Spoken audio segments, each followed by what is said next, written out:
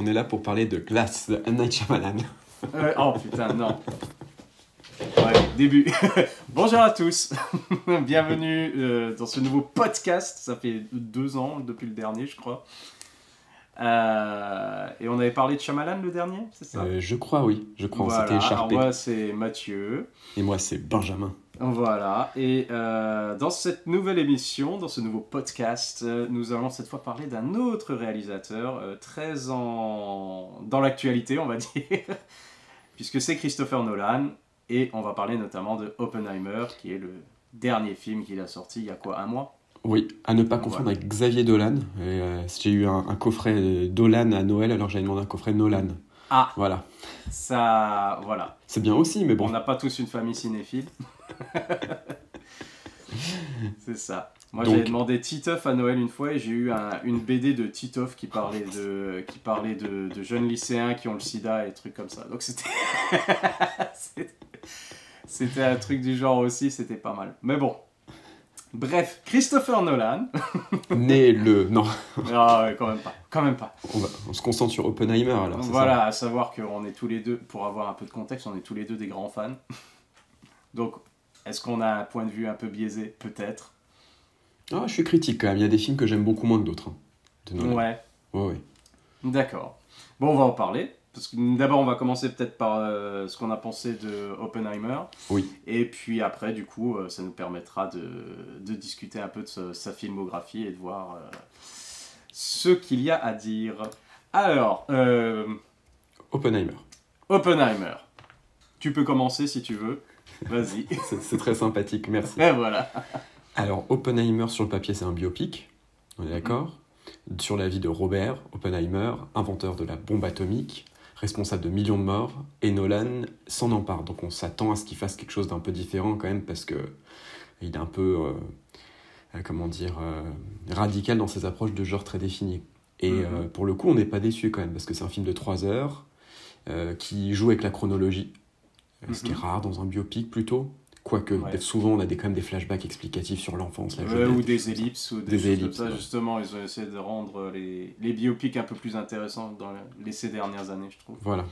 Mais c'est quand même un biopic assez conceptuel qui s'intéresse moins aux faits qu'à la psychologie de son sujet, je trouve. Ouais, non, tout à fait. Et le film est divisé en 2 parties claires, qui sont dénommées d'ailleurs dès le début. C'est fusion et fission, si je dis pas de bêtises. Ouais, ce qui m'a un peu perturbé, je t'avoue, parce que j'ai pas vu Fission en fait. Ah d'accord. Donc j'ai attendu pendant 3 heures, j'ai attendu qu'il y ait la deuxième partie. Et Fission impossible quoi. Et voilà, c'est ça. Et j'ai pas vu arriver le titre. D'accord. Et on m'a dit, mais c'était au tout début, pas longtemps après le 1, ils ont mis le 2, et du coup personne n'a compris pourquoi exactement. C'est ça.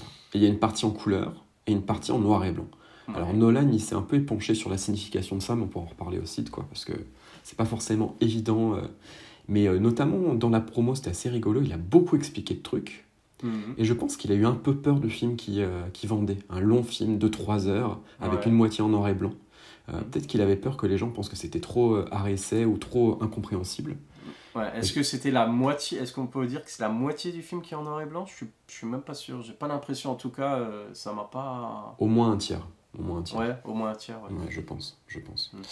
Et donc, voilà, le résumé un petit peu grossier. Et le film change de forme, quand même, sur le dernier tiers. Ça devient presque un film de procès. C'est ça. Et voilà, mais je te laisse la parole peut-être... Ah d'accord, je croyais que tu allais me dire ce que tu en avais pensé. Ah d'accord, je te dis ce que j'ai pensé. Alors c'est dur. J'ai trouvé... Alors je pense pas que ça soit un de mes Nolan préférés, mais c'est pas très intéressant de le comparer aux autres. Mais je vais quand même le comparer aux autres parce que je trouve que c'est le contraire de Tenet. Ok. Tenet, c'était un film où il y avait un gros concept et qui était incompréhensible en gros. Il fallait se laisser porter par la narration et puis pas trop réfléchir à attends, qu'est-ce qui se passe devant moi. Exactement. Et là, pour le coup, le film est très compréhensible et il n'y a pas vraiment de grand concept, de grande idée derrière, si ce n'est l'humain. Et pour moi, un peu comme dans Interstellar, le vrai sujet du film, c'est pas tant la science que les hommes qui la font, qui la manipulent et qui agissent. Tout à fait. Donc j'ai beaucoup aimé le film, tout de même. J'ai trouvé qu'il y avait des choses qui étaient très originales chez Nolan, qu'on voit pas beaucoup d'habitude chez lui, notamment des scènes de sexe. Ouais, j'allais dire. Voilà. C'est clair. Qu'on justifiera, je pense, après. Le film est bon, il est très bon, il Il est vraiment porté par Cillian Murphy, j'étais très content de le voir dans un premier rôle, parce que c'est un acteur que j'aime beaucoup. Je trouve que c'est la meilleure chose dans Inception, d'ailleurs. Et voilà, donc j'ai aimé le film, mais on va dire qu'il ne m'a pas ému comme les Nolan que je préfère. D'accord. Ok. À toi. Alors, moi je vais dire, alors clairement, je te rejoins du côté, après hein, chacun ses goûts, ça va pas être mon Nolan préféré. Il y a toujours ce truc chez Nolan où des fois, en fait, tu apprécies le concept justement, tu apprécies ce qui est fait, tu apprécies le talent, la réalisation, même le scénario, etc. Tu apprécies tout, enfin, tu vois la qualité du film en général, mais ça clique pas forcément. Après, ça dépend du sujet, ça dépend de s'il y a Batman ou pas, tu vois. Ou des magiciens. Voilà, ou des magiciens. En gros, ça va dépendre aussi du sujet et comment toi tu vas le prendre par rapport à ça, quoi. Mais du coup, j'ai beaucoup aimé. J'ai trouvé que j'ai pas senti énormément la longueur, la durée. 3 Pas heures. du tout, moi non plus. Ça... Si ce n'est peut-être, en fait, je me suis posé la question, c'est parce que justement, on voit la fabrication du coup de la bombe et la mise en place de, je sais plus comment ça s'appelle, la zone, là, le village. J'allais dire Los Passos, mais c'est un truc. Los Alamos. Los Alamos, voilà. Ouais, c'est ça.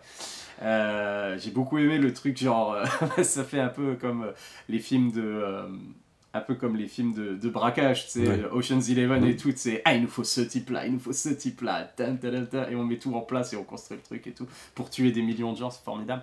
Et en fait, j'ai trouvé ça passionnant, et le fait qu'on sache, en fait, déjà, cette partie qu'on connaisse déjà cette partie de l'histoire, mais que le film reste captivant, c'est ça que j'ai trouvé qui était super, quoi. Et bien entendu, au niveau du casting, je veux dire, c'est une pléiade de grands acteurs. J'ai bien aimé ce jeune acteur là qu'on voit que dans des films pourris d'habitude, là qui a enfin un bon rôle. Comment il s'appelle? Robert quelque chose? Robert DJ, quelque chose comme ça. Ouais. Ah, l'anti-Marvel commence à venir. Pas l'anti-Marvel, le Marvel lacé. Le Marvel lacé. Oui, non, mais je te rejoins un petit peu sur les dernières productions Marvel. Non, mais qui a quand même le défaut de vampiriser des acteurs aussi. Et là, ça fait plaisir de voir libérer. Forcément, oui, c'est ça aussi. C'est le fait de... finalement, Tony Stark et Robert Downey Jr. ne font plus qu'un depuis 10 ans, depuis 15 ans. Et c'est vrai que ça fait plaisir de voir... jouer quelqu'un d'autre que Tony Stark, qu'on avait presque oublié qu'en fait il était capable de jouer. Parce que c'est les films qu'il a fait pendant qu'il était chez Marvel, je trouve en fait finalement tu retrouves finalement Robert Downey Jr. slash Tony Stark, tu vois, mais dans un autre film en fait. Zodiac c'était avant ou pas? Et Zodiac c'était avant, ouais. Ouais. Bah oui, et là je trouve justement quand tu regardes Oppenheimer, tu vois Robert Downey Jr. mais c'est pas le Robert Downey Jr. que tu connais depuis 15 ans en fait. Là il a un rôle et il disparaît complètement derrière ce rôle, et j'ai trouvé ça formidable. J'ai trouvé que Robert Downey Jr. Alors Cillian Murphy certes, j'ai beaucoup aimé, enfin c'est lui qui porte le film.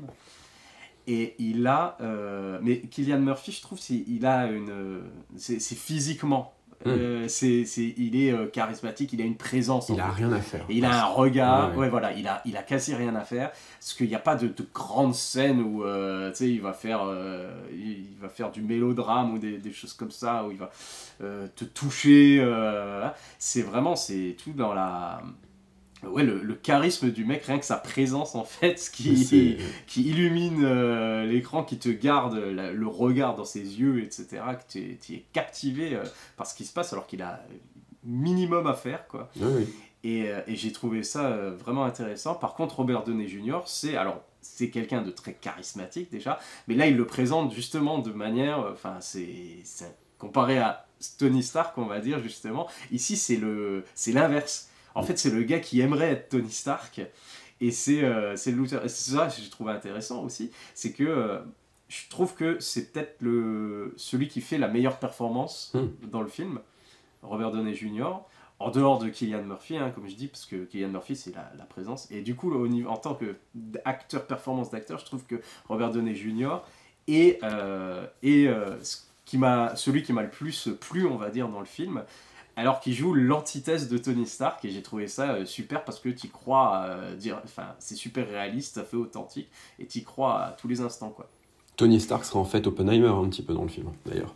C'est exactement ça. Et l'autre, le gars qui côtoie des génies, Oui. qui aime la science, qui aime la physique, qui aime le truc, et qui en fait ne sera jamais l'un d'entre eux, quoi, et qui est frustré de ça. Ce qui rappelle un peu le Prestige, du coup, dans la rivalité entre le médiocre et le génie, tu vois. En tout cas, c'est comme ça que le vit. C'est ça. Et qui veut sa place aussi, genre ce qu'il a apporté, ce qu'il a truc, sauf que il n'a pas apporté grand chose à part avoir été avoir chapeauté, voilà, des génies, et voilà, quoi. Ouais. Et ce qui fait penser, c'est pareil, ça fait penser à beaucoup de, en fait, tu sais, des grands noms de la tech ou des trucs comme ça, en fait, mais qui sont finalement, ils étaient plus dans la com, et Steve Jobs, par exemple, tu vois. Oui. Alors, je vais pas cracher sur Steve Jobs et dire que c'était un abruti, parce que c'était aussi un génie, c'était un visionnaire, sauf que toute la partie technique, de création, de choses comme ça, c'était des gars beaucoup plus talentueux que lui qui ont créé ce que lui a imaginé, ou voilà. Donc lui, il avait les idées plus ou moins, mais il se reposait, son succès reposait quand même sur le génie d'autres informaticiens et d'autres gars techniques et tout ça. Et, sauf que lui a du coup été sous le feu des projecteurs, et là dans Oppenheimer c'est intéressant parce que justement Robert Downey Jr. qui essaye, ce personnage, comment ça, c'est Strauss, je crois, oui. qui essaye de se hisser justement, d'avoir la gloire, d'avoir la reconnaissance, etc. Il y arrive pas, quoi. Oui. Et au contraire, justement, ça fait que ça provoque chez lui, en gros, il est responsable de son autodestruction, finalement, par rapport à ça. Et c'est pour ça que j'ai trouvé le personnage aussi très intéressant. Et heureusement, parce que c'est limite le personnage secondaire du film, en fait. Oui. On s'en rend pas compte pendant le film, mais c'est l'antagoniste. Et si on peut trouver un antagoniste, un ennemi à Oppenheimer, c'est le gars qui est responsable un peu de ce qui se passe après, on va dire, les ennuis qu'a Oppenheimer après la bombe. Et c'est ça que j'ai trouvé intéressant dans le film aussi, c'est que, et c'est là où j'ai pas senti les 3 heures, mais j'ai eu un questionnement quand même. C'est du moment où on arrive à la bombe et tout, ils y sont arrivés. Ça fait 2 heures de film. On entend parler de Nagasaki, Hiroshima. On a la partie regret de Oppenheimer, traumatisme, qu'est-ce que j'ai fait. Et à ce moment-là, il reste 1 heure de film. Qu'est-ce que ça va raconter ? Et on se dit, mais attends, on a l'impression qu'on est à la fin, en fait, et non, il reste encore 1 heure de film, et ça se transforme, justement, ce dernier tiers, en film de procédure, où on est sur 2 commissions différentes, une avec Oppenheimer, une avec Strauss, pour sa confirmation par le Sénat au gouvernement américain, quoi, membre du cabinet, je sais plus ce qu'il est, ministre de... Je sais plus quoi, pourquoi le secrétaire de je sais plus quoi, en rapport sûrement avec la technologie, ou je sais plus, ou secrétaire des affaires étrangères, je sais plus. Quelque chose d'important en tout cas. Puis quelque chose de très important, et ça, voilà, et ça y est, c'est ce qu'il a attendu toute sa vie, quoi, être important, avoir un poste important, et c'est comme, ce serait comme la cerise sur le gâteau pour lui, c'est ça, la reconnaissance enfin, etc. Je te coupe parce que justement, sur la structure du film, comme on a dit que c'était son film le plus sexuel, là tu as une pure structure en préliminaire, coït orgasme, petite mort. Voilà. C'est exactement ça. Et c'est marrant vu que le sujet c'est les humains et comment ils réagissent les uns avec les autres. C'est l'incarnation ultime de l'interaction justement entre les gens. Ah, tout à fait. Ah, j'avais pas vu ça comme ça, mais bien vu, ouais, carrément. Et du coup, c'est le côté là que, après j'ai apprécié où tu te disais, oui, en fait, ça c'est typiquement Nolan, et après on pourra comparer, comme tu dis, avec d'autres films, c'est qu'on retrouve finalement ces petites signatures. C'est, quand il reste cette dernière heure et que tu passes d'un comité à l'autre, tu te dis, mais où ils veulent en venir en fait, avec ce va-et-vient justement, pour revenir dans ta métaphore. Écoute,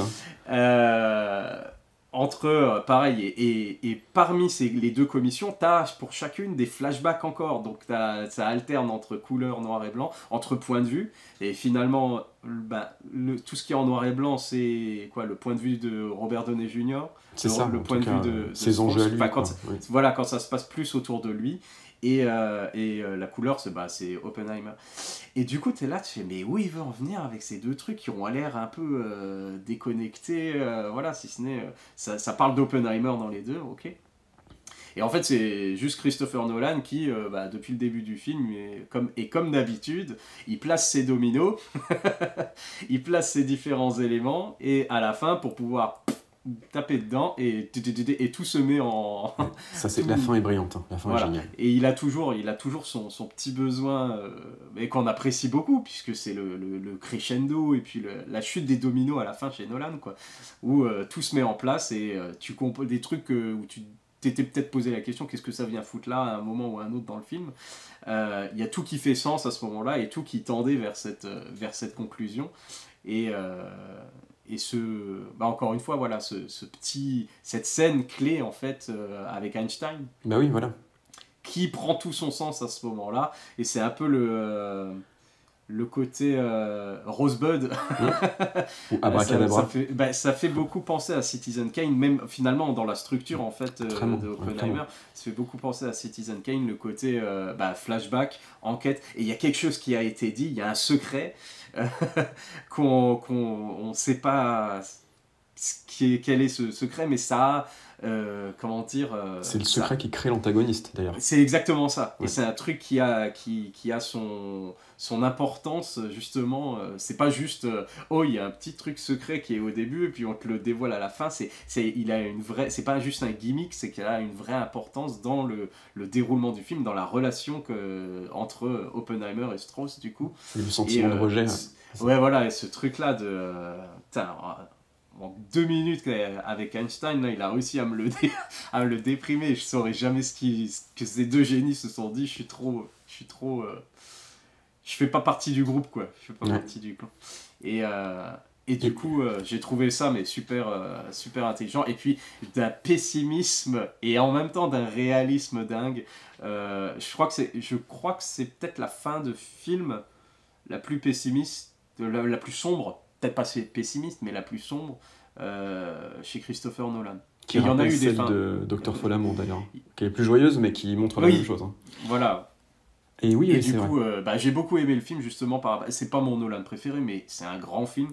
Et s'il durait pas 3 heures et qu'il fallait se trouver 3 heures pour aller le voir à chaque fois, ce créneau-là, je pense que je serais allé le revoir. Oui. En tout cas, voilà, c'est un film qui me déplairait pas, malgré ces 3 heures, d'aller le voir ou de le revoir si j'ai le temps de le faire, quoi. Je me suis pas ennuyé une seconde, hein. Je me suis beaucoup plus ennuyé devant Agent Stone.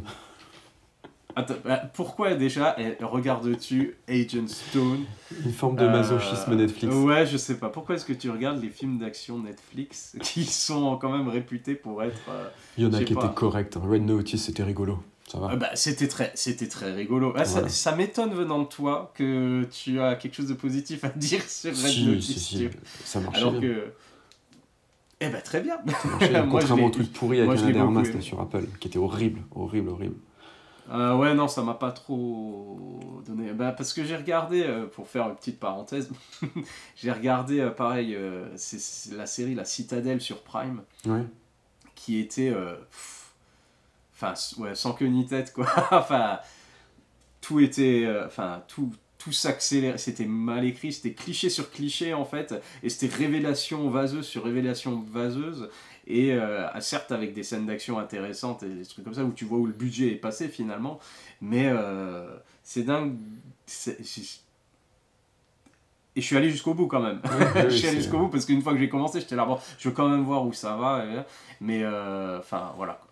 C'est pas ce qui est proposé en streaming, malheureusement. Il faut vraiment trouver, en fait, la qualité là-dedans, parce que ce qu'on te propose, ce qu'on te balance, finalement, c'est plus justement du contenu que vraiment que vraiment des œuvres, voilà. Sur Apple, il y a des trucs bien, quand même. Sur Apple, il y a des choses chouettes. Hein. Severance, c'est quand même très bien. Il y a la série avec Jason Segel et Harrison Ford, je trouve plus le titre, qui est très bien aussi. Shrinking. Ouais, un truc comme ça. Shrinking. Ouais, c'est ça. Ouais. Bref, Ouais, excuse-moi, voilà. fin de la parenthèse que j'ai fin posée. de la parenthèse. Et du coup, bah voilà, non, j'ai trouvé très bien. C'est typiquement un film de Christopher Nolan.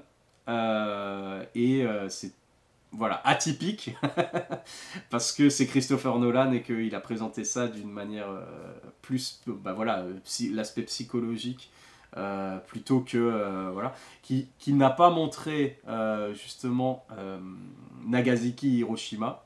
Il n'a pas montré le résultat en fait de destruction de ce qui avait été créé. C'est hors champ, mais on le montre hors champ. Oui, c'est voilà. ça. Mais il y a cette scène aussi clé en fait du film justement dans ce petit amphithéâtre là de célébration qui est bah, limite pire que s'il nous avait montré un truc avec des images de... Enfin voilà quoi, un truc où on sait que c'est faux et que c'est des images de synthèse et que c'est voilà, pas une vraie bombe qui a explosé, etc. Mais et qu'on nous montre vraiment personnellement comment ça... C'est ça, comment ça impacte en fait Oppenheimer.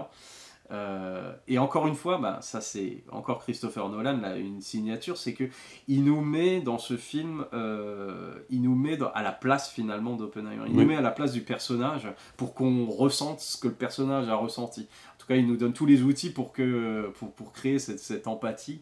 En mettant ces flashs, en mettant ces explosions, la musique, la bande originale qui est excellente encore une fois et qui est comme souvent qui mélange finalement effets sonores et musique avec ces grosses explosions, les grosses basses et puis le côté à chaque fois les flashs avec les étincelles, les choses comme ça et puis voilà où il essaie vraiment de nous mettre dans la tête de Oppenheimer et qui me rappelait un petit peu d'ailleurs Un homme d'exception avec Russell Crowe où t'as le personnage principal qui bloque un moment sur des trucs que lui voit des choses qui ont du sens pour lui en fait et comme cette image aussi avec les gouttes d'eau justement et puis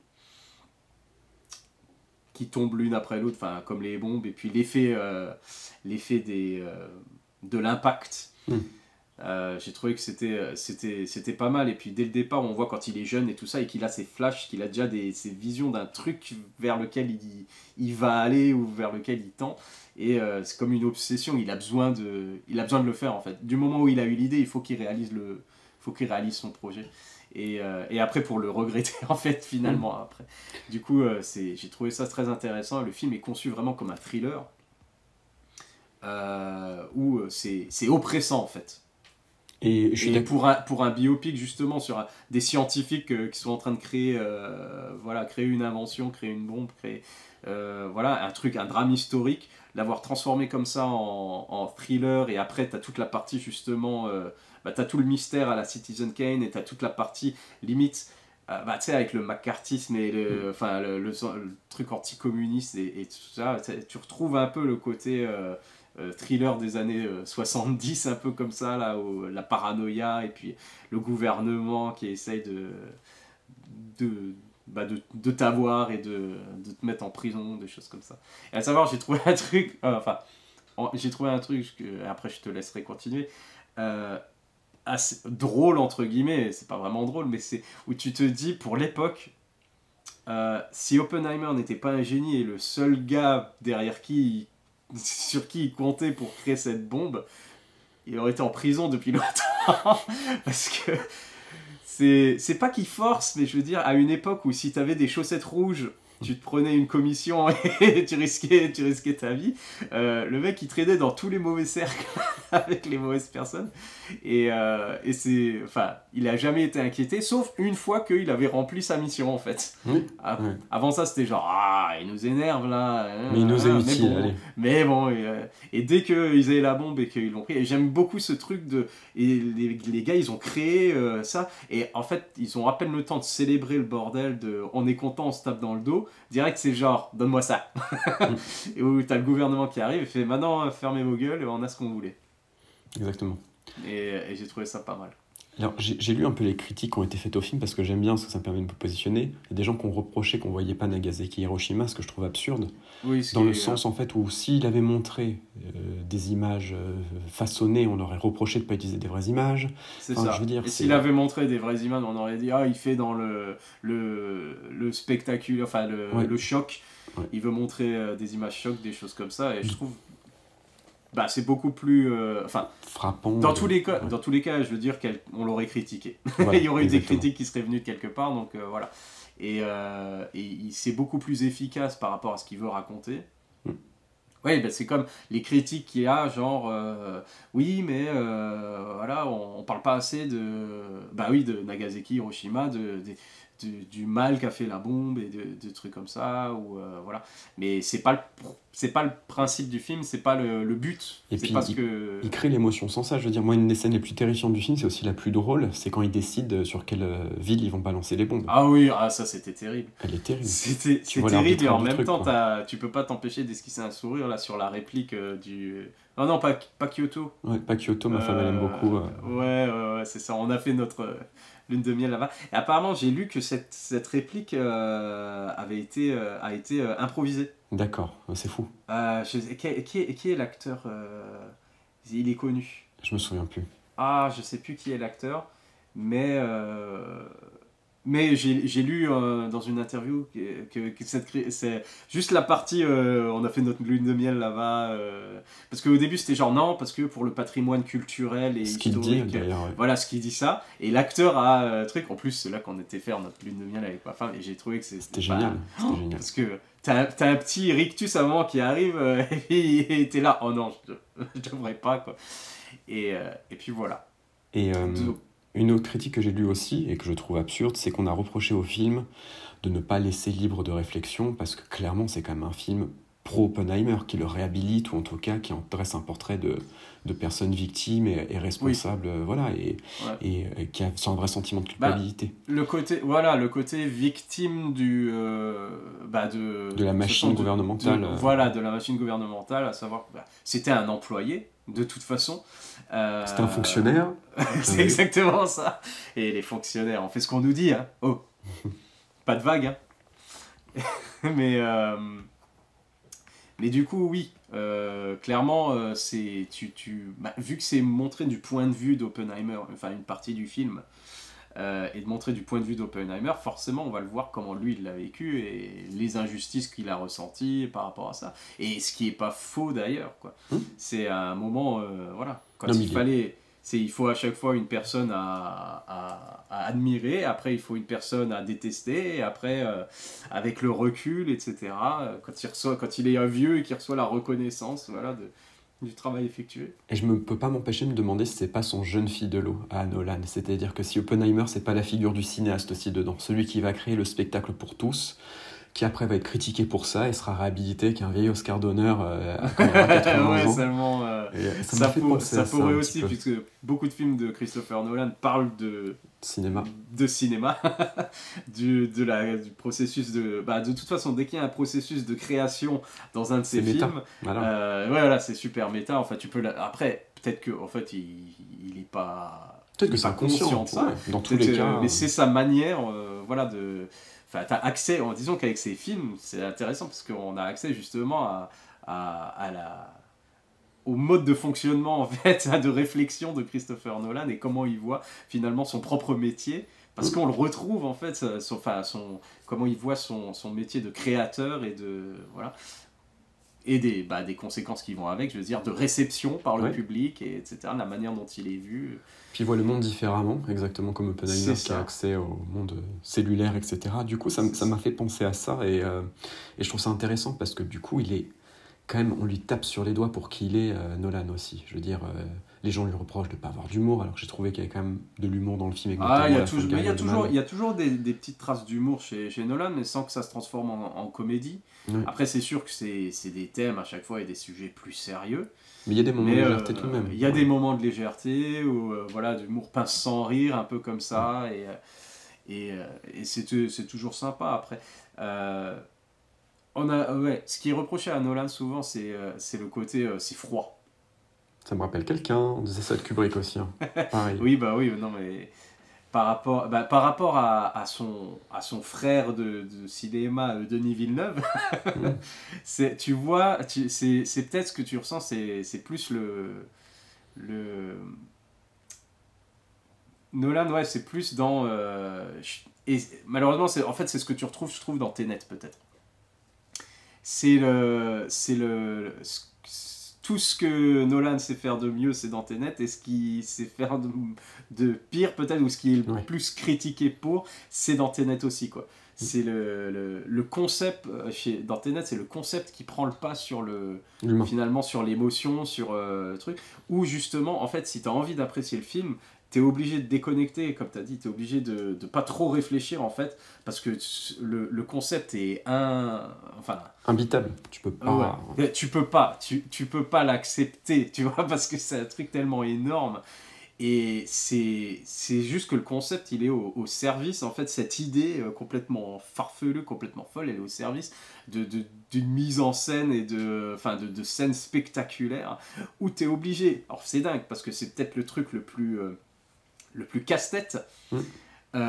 où tu es en train de cogiter, mais comment ça fonctionne son bordel Tu peux pas. de trucs qui va en avant, qui va en arrière. Et en fait, tu te gâches le film, limite, à essayer de comprendre comment ça marche, alors qu'il se sert juste de ce truc-là pour te dire, putain, regarde ce que j'ai fait. C'est un prétexte visuel, regarde, en fait. Ouais. voilà, regarde le spectacle, regarde le truc, what the fuck, regarde la folie que je te mets en scène, quoi. Et c'est un truc de science-fiction, d'action, machin. Et c'est dingue parce que ouais, c'est peut-être le plus casse-tête. Et c'est peut-être celui où justement, le seul film de Nolan où c'est genre, mets ton cerveau sur off. Oui. Mets ton cerveau rien, sur et c'est off, pas grave. tu ne trouveras pas la solution aux questions que tu te poses. Il t'a donné quelques indices au début et c'est genre tu prends ça et tu acceptes que c'est comme ça et ne cherche pas comment ça fonctionne. Ouais. Ce n'est pas le thème ce n'est pas le principe du film. Et t'as un peu ça dans Interstellar aussi, où en fait t'as des scènes et des explications scientifiques, mais c'est genre oui, bon, c'est comme ça que ça marche. Hein, Oui, voilà, et complètement. en fait, mais non, mais regardez, c'est cool, il y a un homme Oui, qui voilà. va devenir plus vieux que sa fille, plus jeune que Ouais, sa fille, tu vois. Non, mais Et, c'est ça. Et Interstellar, j'ai trouvé super, super intéressant justement parce que c'était un peu le film, enfin, limite, encore, comme Oppenheimer avec ses scènes de sexe finalement, où c'est genre, ah, vous trouvez que mes films sont trop froids et qu'il n'y a pas assez de sentiments, de choses comme ça, eh ben, tiens, je vais te faire chialer. Je vais te faire chialer comme t'as jamais chialé devant un de mes films. Et j'ai trouvé justement dans tout ce truc où justement tu as le côté froid de l'espace et de la science et de ce truc là, il y avait énormément d'émotions dans Interstellar et ce qui fait que le film fonctionne d'ailleurs, parce que sinon ce serait 2001 quoi. et ce serait juste le concept et la philosophie et la science, tu vois, mise en avant, où tu serais là en train de te poser mille et une questions sur comment ça fonctionne, parce que les dialogues, tu les as pas forcément compris, ou t'es encore en train de réfléchir à ce qu'il disait de comment ça se fait que la gravité, elle fait que le temps, il se déroule pas de la même manière, tu vois, dans différents endroits et tout ça. Et non, en fait, parce que ce qui fonctionne et ce qui t'accroche dans Interstellar, c'est le fait d'avoir perdu 28 ans ou je sais pas quoi en 10 minutes. C'est ça. Et le visuel, enfin tu sais, t'as des effets spéciaux de malade, c'est magnifique à regarder, t'as l'espace, les vaisseaux, les trucs, les pages, tu quittes là. Et en fait, ce qui fonctionne le mieux dans le film, ce qui t'accroche dans le film, c'est une scène de Matthew McConaughey en train de regarder une vidéo sur un tout petit écran et de chialer devant sa vidéo de Jessica Chastain en train de le démonter, quoi. C'est clair. Et c'est toute la beauté du film. En fait, il a tout compris, Nolan, à l'intérêt de la science-fiction, c'est en gros, on va permettre à l'homme de ressentir des choses qu'il n'est pas censé ressentir. Je veux dire, le coup de ne dire adieu à tout jamais à sa famille, c'est plus possible aujourd'hui. Voilà, maintenant, t'as EasyJet qui te fait revenir chez toi. Et là, il y a ce côté, ok, comment on va faire pour qu'un homme se rende compte en 2 minutes qu'il a loupé 20 ans de la vie de sa famille. Il n'y a que la science-fiction qui te permet d'avoir une telle mise en place, en fait. Non, ou alors à propos d'Henri, ou le mec qui tombe dans un coma Voilà, et c'est qui... Mais... Et là, t'acceptes Oui, ça. Et c'est le concept, c'est ça qui est intéressant justement, c'est là où ça marche, c'est les meilleurs films de science-fiction, c'est où c'est basé sur une émotion, sur des émotions humaines à laquelle le spectateur peut se raccrocher en fait, au-delà du spectacle, de l'action et du côté scientifique pur, voilà. Et c'est ça qui fonctionne très bien, et c'est ça qu'il a compris Nolan dans tout ce qu'il a fait en fait. Parce que, et c'est ça le truc, c'est tu peux pas dire que le cinéma de Nolan est froid et sans émotion, alors que c'est à chaque fois basé quand même sur que si t'accroches au film et si t'apprécies le film, c'est parce que tu t'es attaché au personnage et parce que leurs tourments ou leurs épreuves étaient où tu pouvais t'y raccrocher émotionnellement, quoi. Et d'ailleurs, je trouve que quand les gens disent qu'un film est froid, souvent on a tendance à penser que parce qu'on ressent pas d'émotion, de tristesse, de choses comme ça, mais le rapprochement que je ferai entre 2001 et Interstellar, c'est l'énorme angoisse métaphysique que le film te fait avoir. Sur le temps qui passe, sur la mortalité, tout. Moi, à la fin de 2001, je suis très très mal pendant toute l'année en scène, tu vois. Mais c'est super d'angoisse existentielle. Mais c'est super oppressant. Et là, c'est pareil dans Interstellar. Je veux dire, la musique qui fait le compte à rebours, la lumière qui revient régulièrement, qui te marque le temps qui passe et qui tu peux pas arrêter, quoi. Ah, c'est ça. Et Nolan, aucun de ses films ne laisse froid pour ça. Il y a quand même toujours quelque chose d'assez angoissant, au moins, voire d'émouvant. Et du coup, on ressent plein d'émotions dans son cinéma. C'est toujours ça. De toute façon, c'est toujours la perte aussi. Ouais. Et toujours dans la perte, pas forcément le deuil directement, mais la perte de quelque chose. La perte de l'humanité dans le Prestige, la perte c'est ça. La perte de tout, c'est la séparation, c'est à chaque fois quelque chose de très sombre. Hein. Mais ça ne veut pas dire qu'il n'y a pas des petites scènes légères, avec un peu plus d'humour. Et puis voilà. Et par contre, là où, encore une fois, pour revenir sur Oppenheimer et tout, c'est encore une fois le casting, quoi. Magnifique. Il sait exactement. Je me demande si, quand il écrit les scripts, déjà, en fait, quand il imagine l'histoire et qu'il écrit son scénario. Il écrit pas Matt Damon, 2 points. Ouais, voilà, non. Est-ce qu'il n'a pas déjà, en fait, l'acteur en tête à ce moment-là? Parce que. En grosso modo, Nolan aujourd'hui, c'est par rapport au pouvoir qu'il a sur son film, c'est, je sais pas si quelqu'un a eu ça, à part, tu vois, Spielberg ou à son époque, tu sais, au niveau du pouvoir sur le studio, son indépendance, on va dire. Tom Cruise, à la limite, dans un autre rôle, mais je pense que c'est quelque chose d'équivalent. Ou Spielberg ou truc comme ça, où le gars, il a jamais eu à s'en faire du Final Cut une fois qu'il a fait, je dirais peut-être The Dark Knight. Depuis The Dark Knight, $1 milliard, tu vois, sur un film de super-héros, machin, qui a provoqué un changement de règle des Oscars au niveau du nombre de films nommés, trucs comme ça. Enfin bref, le truc qui a mis d'accord la critique et les fans et les spectateurs, et voilà. Et je pense qu'à partir de là, déjà chez Warner, c'était fais ce que tu veux. Donc là, c'est clé. Voilà, on te banque tout. Et là, une fois que qu'il a divorcé d'avec Warner, Universal, je veux dire, tous les studios lui tendaient les bras. Et je pense que dans la négociation, forcément, le studio, c'était fais ce que on te donne le budget. Il dit, je veux avoir le budget et je veux avoir tout ce que je veux, quoi. Oui, c'est un concevable. Et je pense que c'est un de ces réalisateurs qui sait que peu importe ce qu'il va proposer, ce sera fait. Et peu importe, et il a une assez prestigieuse carrière maintenant pour pouvoir n'importe quel acteur dit oui à Christopher Nolan. Je vois pas et sans demander le cachet habituel. Ce que je me dis pour Inception ou pour Interstellar, DiCaprio ou McConaughey ou peu importe le niveau, la bancabilité, on va dire, de la star. Et leur cachet habituel, je suis sûr que ça les dérange pas. Vu le nombre de stars qu'il a maintenant dans ses films, là dans Oppenheimer, c'est complètement dingue. Oui. Pour conclure sur Nolan, alors, on a à peine effleuré. Pour conclure, effleuré, on a fait nos petites critiques de Oppenheimer, on a parlé un petit peu de la filmographie et du rapport à la critique. Ça, c'est pas mal aussi. On pourra parler justement des bons films et des mauvais films. Et est-ce que c'est par rapport aux critiques, est-ce qu'un film qui a que des critiques positives est forcément un bon film? Oh non. Ou est-ce qu'un film qui a des critiques mitigées, est-ce que ça en fait un mauvais film? Oh non. Ah oh non, oh non. Et c'est un débat pour un autre jour et pour un autre podcast. Oui.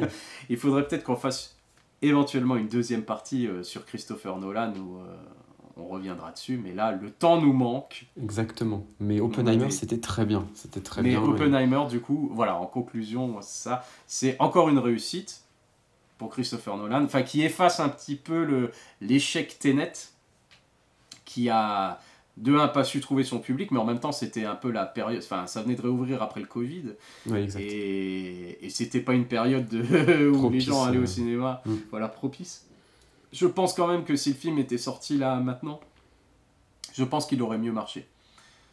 Je pense qu'il aurait mieux marché. Sauf s'il était sorti cet été avec tous les même si Tenet a frustré beaucoup de gens parce que c'est genre ouais là il m'a lâché. C'était Christopher Nolan. D'habitude je suis bien avec lui mais là il m'a perdu. Et ça c'est quelque chose que j'ai beaucoup entendu justement avec Tenet.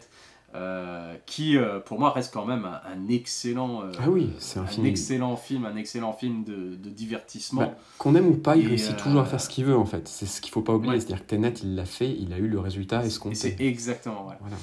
Un dernier truc aussi sur Oppenheimer que j'ai trouvé intéressant, c'est qu'il a écrit le script à la première personne. Ouais. Découvert ça, j'ai lu quelques pages là parce que y a des photos qui paraissent de temps en temps. Il serait intéressant peut-être justement de le lire. Il a écrit à la première personne comme s'il était Oppenheimer en fait. Ce qui confirme un petit peu ma théorie précédente. Quand je fais mon film, quand je fais ma bombe atomique. C'est ça. Et j'ai trouvé ça pas mal, et je crois que c'est parce que j'avais déjà lu certains de ses autres scripts et je crois que c'est la première fois qu'il écrit à la première personne. Et j'ai pas vu encore, je suis pas tombé sur une interview où il expliquait exactement pourquoi ou quelque chose comme ça. Et Tenet, il l'a écrit sans utiliser de pronoms, tu sais. Tenet, il l'a écrit avec des formes impératives. À l'envers. Il a fait une scène au début, une scène à la fin, une scène au début, une scène à la fin. Et les lettres à l'envers, voilà, c'est ça. C'est ça. Et mais j'ai trouvé ça pas mal. Et voilà. Très et bien. C'est le premier Christopher Nolan avec de la nudité et des scènes de sexe. C'est ça. Exactement. À voir, du coup, s'il va faire une comédie dans son prochain film, ça serait bien. Oui, c'est ça. Mais c'était, quelque part, utile. Ah oui, non, c'est pas du tout grave. Au film, c'est pas... Enfin, on va pas s'attendre à Christopher Nolan que des scènes de sexe soient gratuites de nudité soient gratuites. Et elles étaient filmées de manière assez originale, d'ailleurs. Il n'y a pas de fondu dégueulasse avec une lumière bleue et des corps montagneux. C'était... Justement, j'ai trouvé ça pas mal. En fait, toutes les scènes avec Florence Pugh, qui était à chaque fois justement dans ces lueurs, ces tons orangés et chauds, charnel, et voilà, charnel, on était carrément là-dessus, où ils sont en train de transpirer, où ils sont et les scènes avec Emily Blunt qui dans sont dans la neige, dans le ton bleuté, des choses comme ça, clairement. Voilà, il nous dit quelque chose sur la différence de relation entre ces deux compagnes, qui est très intéressant. Et cette scène là pendant la commission où ils s'imaginent, voilà quoi, c'est leur vie qui est leur intimité qui est dévoilée comme ça à tout le monde, et tout le monde à ce moment-là, elle se dit que tout le monde l'imagine cocu juste à côté. Enfin c'est très bon. C'était malaisant pour utiliser un terme que certaines personnes n'aiment pas. Non, moi je l'utilise. Honte à toi. Je m'en fous. Et je peux dire malgré que aussi, j'en ai rien à foutre. C'est comme ça. Il faut quand même terminer sur un mot convenu, mais dire Oppenheimer, c'est de la bombe.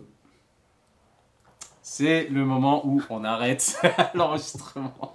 La vanne de Benjamin. La vanne de Benjamin. Y en a-t-il d'autres? Ce sera le sujet d'un prochain podcast, ça aussi. C'est ça, exactement. Bon, allez, sur ce, à la prochaine. C'était Mathieu.